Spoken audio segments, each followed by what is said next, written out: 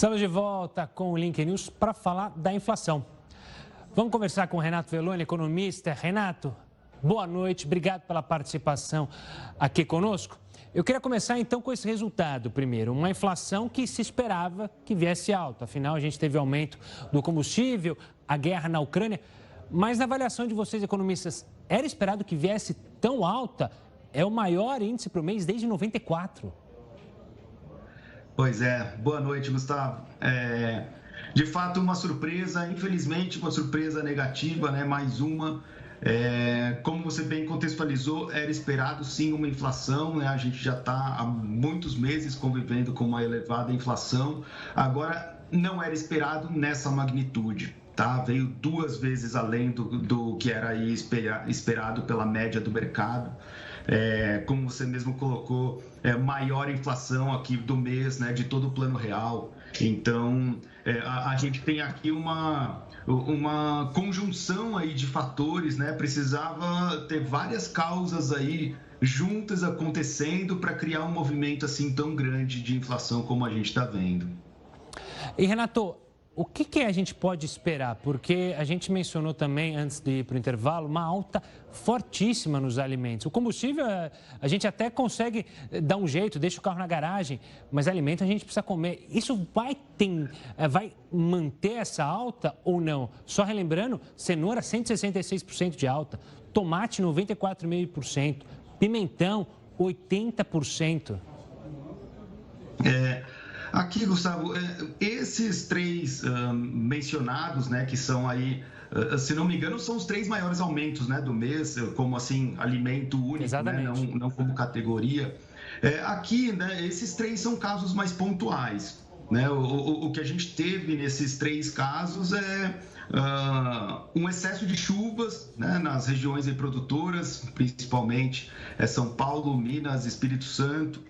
Então, são produtos de produção rápida, então, quer dizer, choveu muito, né, além nesse mês, mas no próximo mês, talvez, provavelmente, né, as chuvas voltem a um patamar médio e aí a produção volta a se equilibrar, equilibrando o preço de novo, tá? Então, para esses produtos aqui, a gente tem uma questão mais pontual, a gente pode ficar bem mais esperançoso para os próximos meses. Agora, o que nós economistas ficamos muito preocupados, né, é com o preço do combustível e com o preço de alimentos como soja, trigo, milho, né, porque esses preços, quando eles aumentam, eles causam aumento generalizado de preços em toda a economia.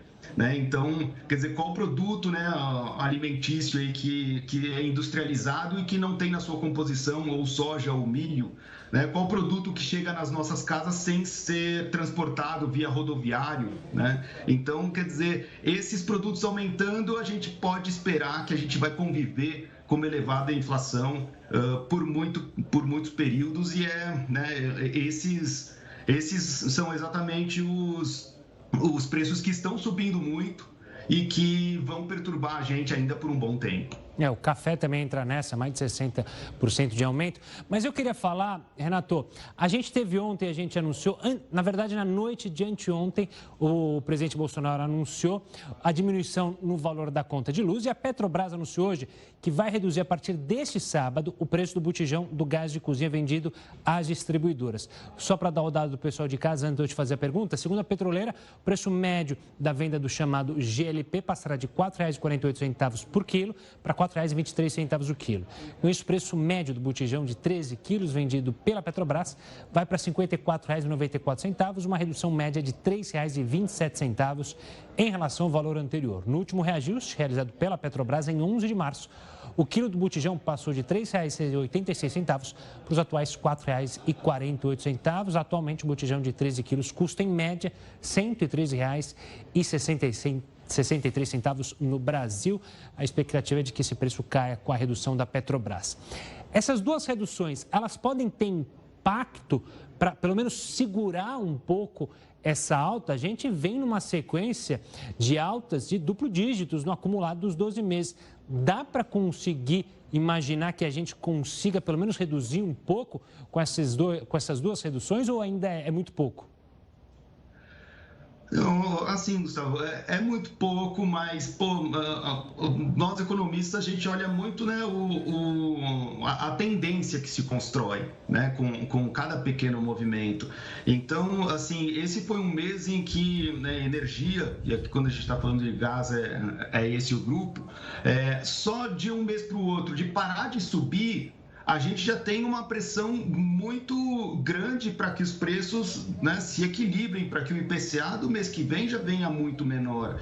Agora, desses produtos, você não está falando nem de manter o preço, mas sim cair. Então, ainda que essa queda seja pequena, o impacto é, sim, bastante relevante, tá? Então, só que a gente vai sentir, né, ao longo deste mês e tudo isso só vai aparecer, de fato, no indicador do IPCA de abril. Então, é esperado, sim, para abril uma redução ou algo bem menor do que esse 1,6, só que ainda assim num patamar de preços ainda bastante elevado, digamos meio, né, 0,5, 0,8, mais ou menos essa faixa que estão esperando de inflação para este mês vigente. Renato, e o Banco Central? A gente pode esperar novos aumentos? Já tem economistas falando em acima de 13% a taxa Selic. Imagino que vai ser esse o remédio amargo que o Brasil tem, é subir a taxa de juros? Infelizmente, esse é o remédio aí mais indicado, né, para essa doença da inflação. Remédio extremamente amargo, como nós brasileiros bem conhecemos, agora necessário.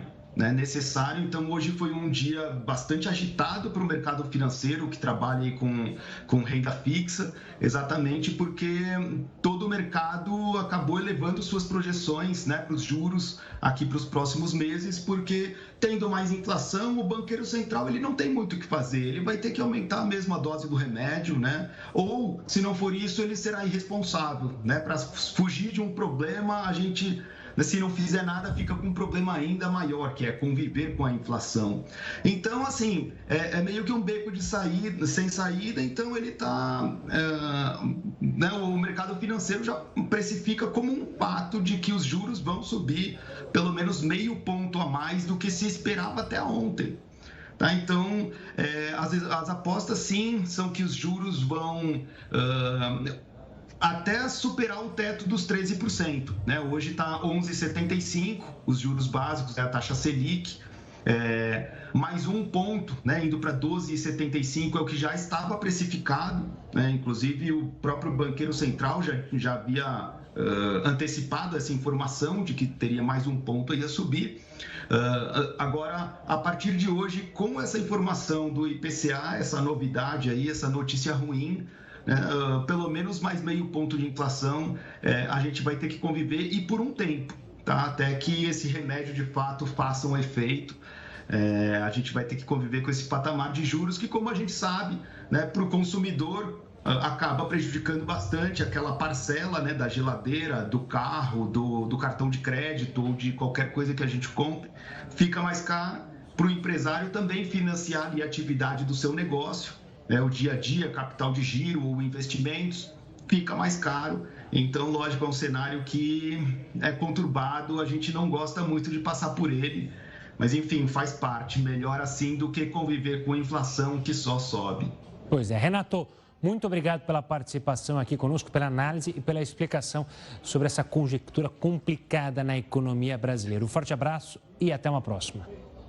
Forte abraço, Gustavo. Boa noite. Tchau, tchau. Tchau, tchau.